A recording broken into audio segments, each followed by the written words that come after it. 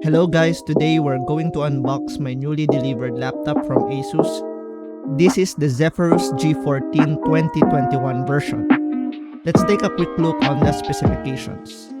The one I have here is the Moonlight White version. It has the Ryzen 9 5900HS processor and RTX 3060 6GB graphics card.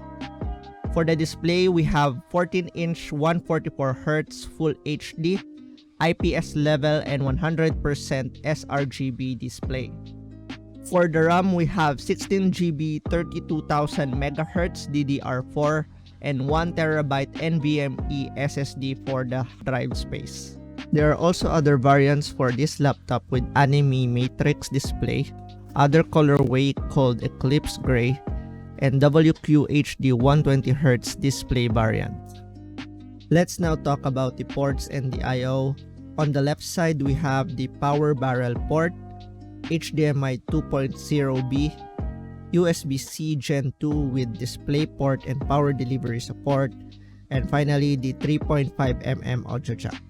On the right side, we have two USB-A Gen 1, one USB-C Gen 2, and a provision for Kensington lock.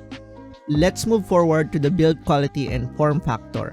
This has still the same build quality of the 2020 version, which is made out of magnesium alloy. To help with the airflow and typing experience, this laptop elevates on an angle when open, which I think is a good addition for maintaining its thermals. However, I would still recommend to have some active laptop cooling for longevity.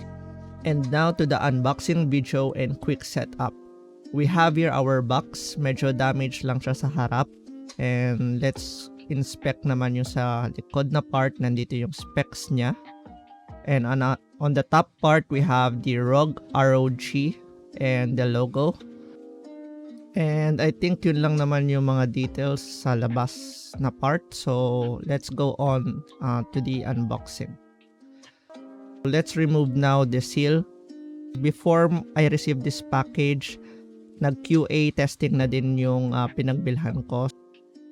This seal is already been cut off, so yep, tanggalin na lang natin manually. We will now open the box and we will see what's inside it. We have here the design over the top, and kitang-kita naman yung laptop here sa baba. Naka-display na agad siya. Dito muna tayo sa right side. Here we have our charger. Medyo maliit lang naman din siya. Parang medyo size lang siya ng power bank or a cellphone. So yep, tabi muna natin yan sa gilid. Tanggalin na muna natin yung laptop natin. For this one, kitang-kita natin naka-seal pa siya out of the box, even though na QA testing na siya beforehand. Basically, yun lang yung laptop. Tabi muna natin siya sa gilid and let's see paano pa yung included sa box natin. Ito yung mismong box pala na kailangan natin tignan. So we have the ROG logo on the front, and on the inside we have the warranty cards and instruction manual, which wala naman nagbabasa din nito. So itabila lang natin and tignan natin mga kasama dito.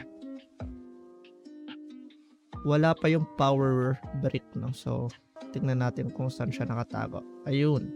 So ito naman yung power cable niya for the charger na hinahanap natin kanina, and nasa kabilang package siya. And I think that's it. We can now close this box and we'll proceed with the quick setup. Andito na yung laptop natin, and let's take a quick look and let's open this laptop for the first time. Here we can see on our laptop there's a foam in between the screen and the keyboard, and it's just a protective gear for our laptop. Let's now open our laptop for the first time, turning it on the power button.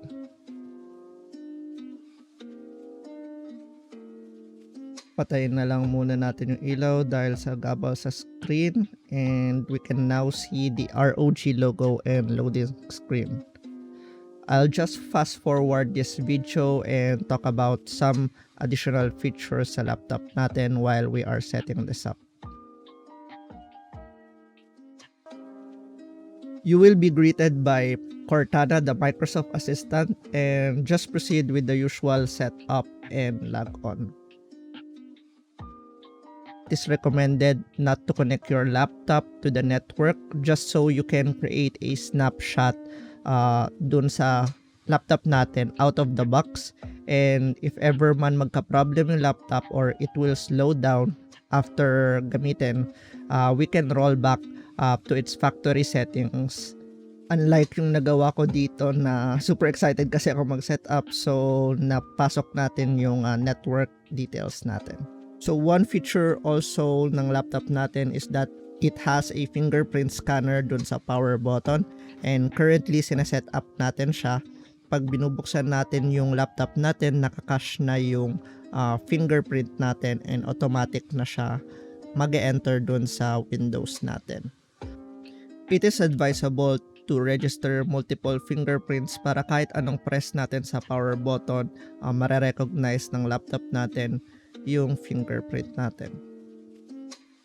We're now just waiting for our laptop to be set up, which will take about several minutes as we can see on the screen. That's pretty much it. So we have successfully logged on to our system, and I think doon na natin muna tatapusin yung video natin. Thanks for watching this quick video, and let me know if you have any thoughts or questions down the comment section below. I'll be also testing this device for around a week or a month, so make sure to hit that like and subscribe button to make sure you won't miss our next video.